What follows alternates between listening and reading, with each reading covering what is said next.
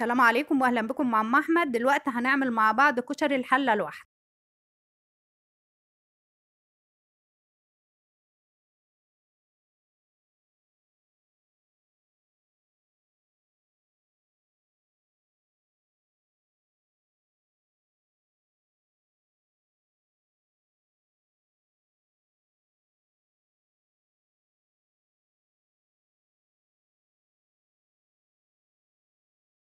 معانا رز ومعانا عدس. احنا العدس ده احنا غسلناه يعني تنقعيه شويه في ميه، او لو ما نقعتهوش تديله غلوه واحده بس وتطفي عليه بالشكل ده. ومعانا مكرونه، اي نوع مكرونه انت حباه، اي كميه مكرونه، كذا نوع انت وامكانياتك، اللي في امكانياتك اعمليه واللي العيالك بيحبوه. اللي حابه تحطي نوعين، نوع واحد، اللي حسب مقدرتك. معانا شعريه، ومعانا نص كوبايه عدس اصفر بالشكل ده، انا غسلاه كويس وحاطه عليه شويه ميه كده، ودلوقتي هقول لكم هنعمل فيه ايه. ومعانا ليمون، ومعانا التوابل بتاعتنا. التوابل بتاعتنا سهله وبسيطه جدا. كمون، فلفل اسمر، كزبره بس. ومعانا شطه بودر، ومعانا توم مهروس، ومعانا قرنين شطه حاميين بالشكل ده للدقه بتاعتنا، ومعانا البصل اللي هو الورد ده، ومعانا طماطم، عصير طماطم وملح. ومعانا الزيت بتاعنا حطيناه على النار يا حبايبي كده بالشكل ده، وهننزل بالبصل بتاعنا.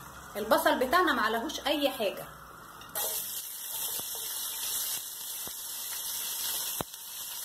طبعا يفضل ان يكون بصل ابيض.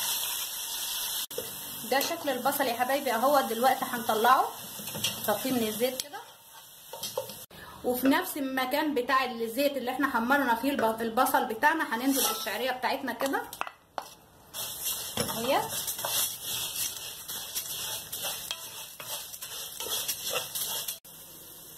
دلوقتي يا حبايبي بعد الشعريه بتاعتنا ما احمرت بالشكل ده اهو، بالشكل ده كده اهو، هننزل بالرز بتاعنا. طبعا احنا غاسلينه ومصفينه كويس اهو. هنا بقى الكميه اللي انت حباها حسب افرادك هتحطي. وهنشوح الرز شويه مع الشعريه كده،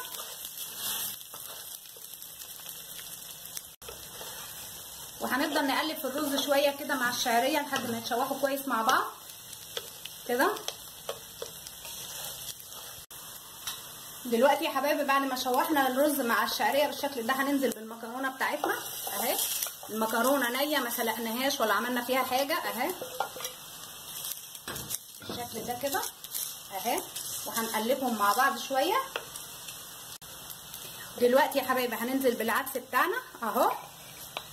طبعا وما تنسوش ان يا تنقعيه في ميه بتاع 3-4 ساعات، يا اما تحطيه في ميه يغلي غلوه واحده وتطفي عليه، خليه نص سوا بس بالشكل ده كده اهو. وهنقلب الكميه بتاعتنا كلها مع بعضها. دلوقتي يا حبايبي هننزل بالميه بتاعتنا. الميه بتاعتنا عباره عن ايه؟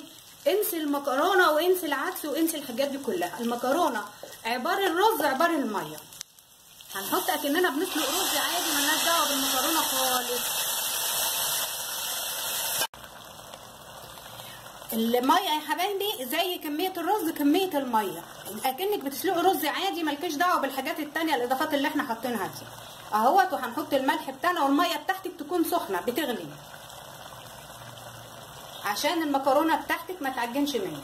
ادي الملح بتاعنا اهو، الهدء بتاعك عادي. وهنحط شويه كمون اهمت، شويه فلفل اسمر معانا بالشكل ده، وخلاص على كده. وهنهدي عليها النار ونسيبها تسبك وتستوي براحتها. دلوقتي يا حبايبي بعد الكشري بتاعنا ما شرب ميته بالشكل ده اهو، هننزل بالعدس بتاعنا اللي هو الاصفر. دلوقتي هيستوي يا ام احمد بقى، هيستوي ما تقلقوش خالص. هنحطه على الوش كده ومش هنقلب كمان اهو بالشكل ده كده. والعدس الاصفر ده يا جماعه مش بتغليه ولا بتنقعيه فتره طويله ولا حاجه، هو كل الموضوع ال10 دقايق اللي انت بتحضري فيهم المقادير بتاعت الكشري بتاعتك بس. بتحطي عليه شويه، تغسليه كويس، تحطي عليه شويه ميه وتسيبيه جنبك لما تخلصي كل المقادير بتاعتك كده. دلوقتي هنغطيه ونسيبه بقى يستوي براحته.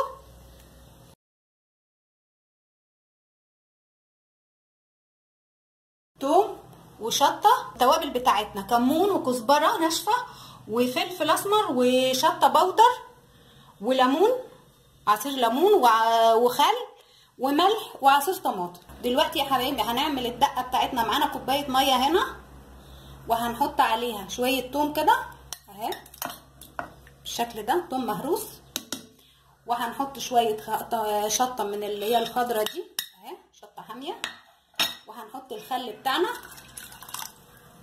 وهنحط عصير الليمون بالشكل ده، وهنحط الكمون بتاعنا، شويه كزبره ناشفه هيدوا طعم حلو قوي معاكي في الدقه، شويه فلفل اسمر صغيرين كده ما تكتريش.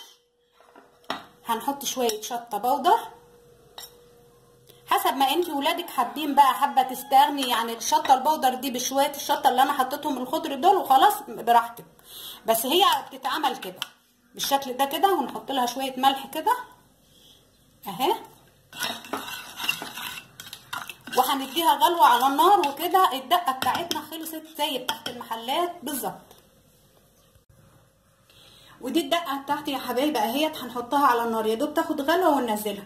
حابه تخليها كلها على البارد براحتك، بس انا بحب اديها غلوه كده بتدي طعم حلو. والمعلقه الطماطم دي اختياري، او معلقه صلصه تحطها لها كده بتخلي لونها حلو. حابه تسيبيها بيضه مش تحط لها الحاجات ديت براحتك، بس معلقه الطماطم دي هتفرق معاكي في الطعم جدا اهي. هنسيبها تاخد غلوه ونشيل. دلوقتي يا حبايبي هنعمل صلصه الكشري اهي مع بعض. هننزل بالتومه بتاعتنا كده، حطينا الزيت وسيبناه شويه وحطينا التومه كده تحمر. ما تحمريش التومه بتاعتك جامد، يا دوب تصفر حاجه بسيطه عشان يبقى طعمها حلو معاكي بالشكل ده. هتقلب فيها كده اهي. لون التومه يا حبايبي اهيت ما احمرتش جامد اهي، يا دوب اتلونت معايا كده. وهنزل بالفلفل الحامي بتاعنا كده اهو، قطعه صغيره من الفلفل الاخضر الفريش كده هتديها طعم حلو قوي معاكي. بعد كده هننزل بالخل على طول اهو، وبعدين ننزل بعصير الطماطم بتاعنا.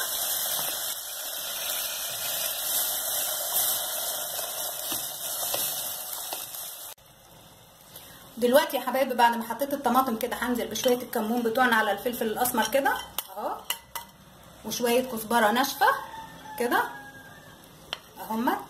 وهننزل بالملح بتاعنا اهو، ونسيبها تاخد بقى تتسبك مع بعضها على النار كده. وهنحط الشطه بتاعتنا يا حبايبي اهي بالشكل ده كده، وهنقلبها ونسيبها تتسبك كده مع نفسها. دلوقتي يا حبايبي هنعمل الشطيطه بتاعت الكشري اهي. معانا معلقتين زيت ومعلقه شطه كبيره كده اهي. ما تخليهاش تتعمل تتحرق معاكي على النار كتير عشان ما تخليش ريحه البيت وكده تعمل معاكي ريحه جامده في البيت بالشكل ده كده اهي.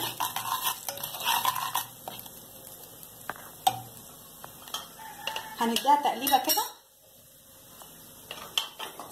ودلوقتي هننزل عليها بشويه ميه كده صغيرين اهي، ما تخليهاش تتحرق منك جامد على النار اهي.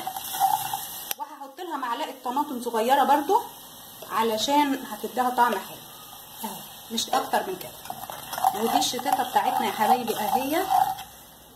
هنحط عليها شويه ملح صغيرين اهي، وخلاص على كده. ودي الشطيطه بتاعتنا خلصت خالص اهي. بالنسبه للحمص يا حبايبي اهوت، انا حطيته على النار، كنت نقعاه بشويه ميه، سبته بتاع 4 ساعات ولا حاجه. حابه تسيبيه اكتر من كده براحتك عشان ما ياخدش معاكي سوا كتير. وحطيته على النار، وحطيت معاه فصين توم، وحطيت معاه طماطميه مقطعاها 4/4 بالشكل ده، وسبته لما يتسلق اهو بالطريقه ديت كده. وطبعا الملح مش بنحطه غير في الاخر في اي بقوليات، ما بنحطش غير شويه الملح دول في الاخر عشان بيأخروا سوا البقوليات بتاعتنا شويه. وطبعا لما يستوي هنقدمه مع الكشري بتاعنا يا حبايبي اهو. ادي يا حبايبي الكشري بتاعنا بعد ما استوى اهو بالطريقه دي، شايفين لا معجن ولا حاجه، بسم الله ما شاء الله عليه اهو اهو الطريقه دي كده اهوت. ومعانا الصلصه بتاعت الكشري والدقه والشطيطه والحمص بتوعنا اهم.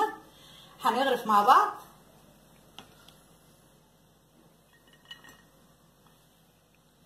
طبعا مفلفل وكل حاجه مستويه وجميل جدا.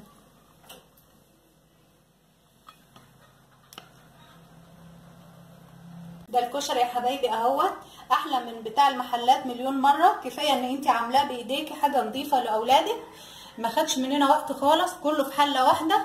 يا رب تجربيه ويعجبكم، ولو لكم اي استفسارات اكتبوها لي اسفل الفيديو، وما تنسونيش في اللايك والشير، والسلام عليكم.